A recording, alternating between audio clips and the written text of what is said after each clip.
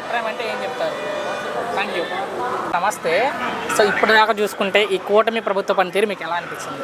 చాలా బాగుంది. బస్సులు వేస్తానన్నారు, వేసారు. ఇంకేంటంటే ఒక 1500 ప్రతి ఆడపిల్లకి 1500 వేస్తానన్నారు. ఆ 1500 వేయలేదు, అదే ప్రాబ్లం. అంతేగాని అన్నీ బాగానే చేశారు. గత ప్రభుత్వానికి ఈ ప్రభుత్వానికి ఏంటి తేడా అంటే మీ ఉద్దేశంలో? అది బాగానే చేశారు. అది కూడా అమ్మఒడి చేశారు, అన్నీ చేశారు.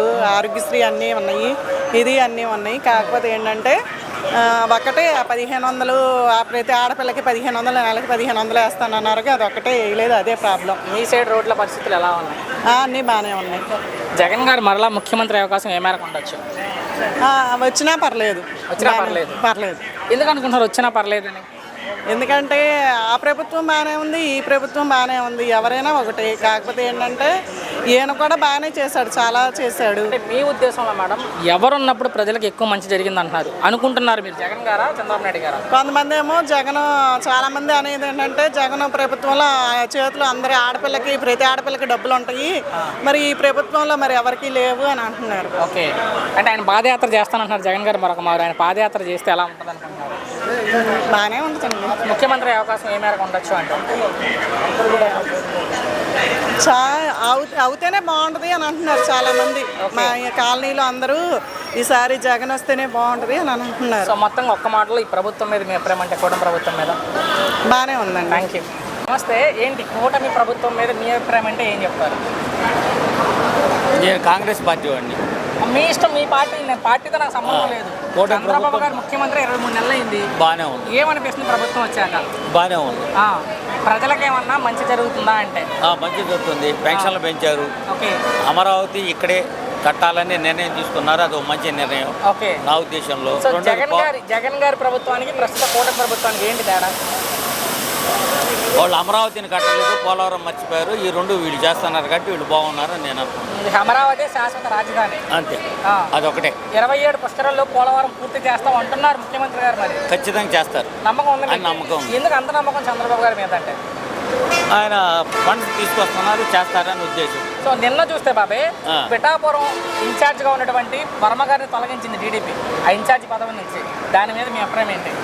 దాని మీద అంటే మాకు చాలా దూరం సార్ అది. కాకపోతే ఆయన కూడా అది మంచిగా ఆయన వర్మ గారు ఇచ్చారు, నిన్న స్టేట్మెంట్ ఇచ్చారు. అది చదివి స్టేట్మెంట్ ఇచ్చారు. అది చదివి కట్టుబడి ఉంటానంటారు ఆయన ప్రస్తుతానికి కట్టుబడి ఉంటానంటారు. ఓకే.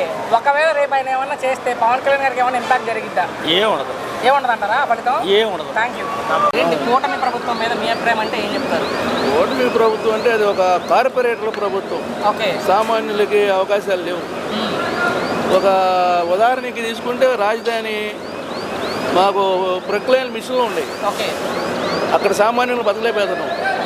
కంపెనీల నుంచి సబ్ కాంట్రాక్టర్లు నాయకులు వాళ్ళే తీసుకొని కనపడాలి కదా, మా చేత పనులు చేయించుకొని డబ్బులు పేమెంట్ ఇవ్వట్లా. దాని గురించి సిఆర్టీ కమిషనర్ కన్నబాబు దగ్గరికి వెళ్ళాం, డిఎస్పీ దగ్గరికి వెళ్ళాం.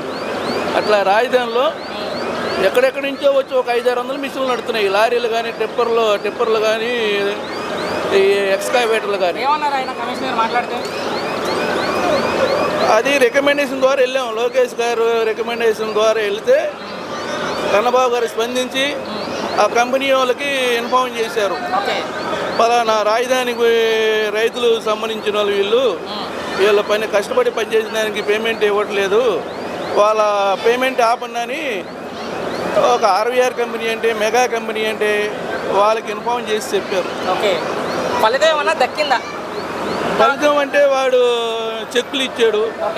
ఆ చెక్కులు కూడా మళ్ళీ డేట్లు మార్చిచ్చి ఇంతవరకు బిల్లులు చేయాలి. ఏదో 3 చెక్కులు ఇచ్చి ఒక చెక్కు పాస్ అయింది, ఇంకా 2 చెక్కులు అవట్లా. అంటే రాజధానులు అంతా దగాకోరులు ఎక్కువైపోయారు. మనమైతే ప్రభుత్వం దృష్టికి తీసుకెళ్తాం, వెళ్తే ప్రతిదీ కూడా వీడియో స్పందించి మీ సమస్య తీరాలని కోరుకుంటూ దానిలో చివరిగా అంటే ఏంటంటే వాడు కాంట్రాక్టరు రూపాయి పెట్టుబడి పెట్టడు, కంపెనీయే డీజిల్ ఇచ్చింది, కంపెనీయే డీజిల్ ఇస్తుంది వాళ్ళకి, సబ్ కాంట్రాక్టర్కి. వాడు మట్టి కాంచి ఇసుక మట్టి గ్రావెల్ మొత్తం రాజధానికి ఉపయోగించాలి. అది అక్కడి నుంచి ఎక్కడికో గుంటూరు, జనాలు, విజయవాడ కూడా వస్తుంది. దానికి మైనింగ్ డిపార్ట్మెంట్లు కూడా పట్టించుకోవట్లేదు. అంతా దోపిడీ రాజ్యం అయిపోయింది. చివరిగా బాబు నిన్న పిఠాపురంలో ఇన్ఛార్జిగా ఉన్నటువంటి వర్మ గారిని తొలగించారు టీడీపీ అధిష్టానం. దాని మీద మీ అభిప్రాయం ఏంటంటే? మనకు తెలియదు విషయం అండి. పిఠాపురం ఎమ్మెల్యే ఎవరో తెలిసి ఇంతకీ? మన ఎవరు ఇక డిప్యూటీ సీఎం గారు. పవన్ కళ్యాణ్ గారు. మరి అక్కడ టీడీపీ ఇన్ఛార్జ్గా ఉన్నటువంటి వర్మ గారిని టీడీపీ తొలగించింది. ఏంటి దాని మీద మీ అభిప్రాయం అంటే? ఇక కూటమి అని ఇద్దరు ఏకంగా కలిశారు. అది ఓన్లీ ఒక కార్పొరేట్లకే ఉపయోగపడుతున్నారు వాళ్ళ నాయకులు. జనసేన ఎమ్మెల్యేగా ఆయన ఉన్నారు పవన్ కళ్యాణ్ గారు. ఆయన ఇబ్బంది కలుగుతుందని టీడీపీ నుంచి తీశారు. ఇదేమన్నా రేపు ప్రభావం చూపిస్తుందా పవన్ కళ్యాణ్ గారి మీద? రేపు ఎలక్షన్లో వస్తుంది. అది వీళ్ళిద్దరు కలిసి ఉండటమా లేదో విడిగా ఉండటం అనేది.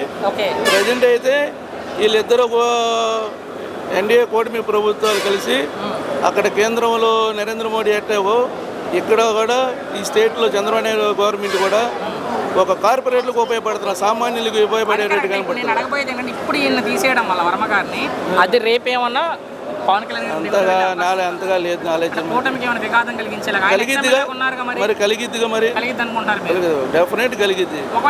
ఇప్పుడు అధికారులు ఇద్దరు ఏకం కలిసి ఉన్నా కానీ అధికారంలో ఉన్నది టీడీపీ.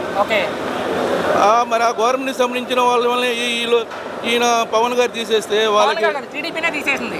టీడీపీ అధిష్టానమే వర్మ గారిని తీస్తారు ఇన్ఛార్జిగా. ఇప్పుడు ఆయన ఎక్స్ఎమ్మెల్యే ఉన్నారు కాబట్టి వర్మ గారు. మరి ఎట్లయినా టీడీపీ వాళ్ళ ఆలోచన వచ్చిందిగా. మరి అదే అడగబోతున్నా. వస్తే ఒకవేళ అది రేపు పవన్ కళ్యాణ్ గారికి ఏమైనా నెగిటివ్ గా అయ్యే అవకాశం ఉందా? ఉండిద్ది. ఖచ్చితంగా ఏం జరిగింది అనేది. థ్యాంక్స్. చూసుకుంటట్లయితే పిఠాపురం ఇన్ఛార్జిగా ఉన్నటువంటి వర్మ గారిని తొలగించింది టీడీపీ. సో వర్మ గారిని అక్కడ ఉన్న ఇన్ఛార్జిగా తీసేయడం మీద మీ అభిప్రాయం ఏంటి అంటే? దాని గురించి పూర్తి అవగాహన లేదు. పిఠాపురం ఎమ్మెల్యే ఎవరో తెలుసు కదా, పవన్ కళ్యాణ్ గారు పిఠాపురం. సో ఆయనకి ఇబ్బంది కలిగిస్తున్నారన్న కారణంతో వర్మ గారిని ఇన్ఛార్జ్ పదవి నుంచే తీసేయండి. ఊహాగానాలండి, ఊహాగానాలు అవంతా. పవన్ కళ్యాణ్ అనేవాడు అక్కడ డెవలప్మెంట్ ఎక్కువ చేస్తున్నాడు కాబట్టి ఇటువంటి ఊహాగానాల్లో చేసి కచ్చ రాజకీయాలు చేస్తున్నారు తప్ప అక్కడ ఏం లేదండి. ఇప్పుడు ఆయన తొలగించారు కాబట్టి రేపు ఏమన్నా పవన్ కళ్యాణ్ గారికి అదేమన్నా ఇబ్బంది కలిగిద్దా? పవన్ కళ్యాణ్ అక్కడ తొలగించడం, పవన్ కళ్యాణ్ అనేది అతను ఒక డైనామిక్ లీడర్ అండి. ఆయన పేరు చెప్తే ఎక్కడ ఏపీలో ఎక్కడ నిలబడినా సరే ఆయన గెలిచే వ్యక్తి.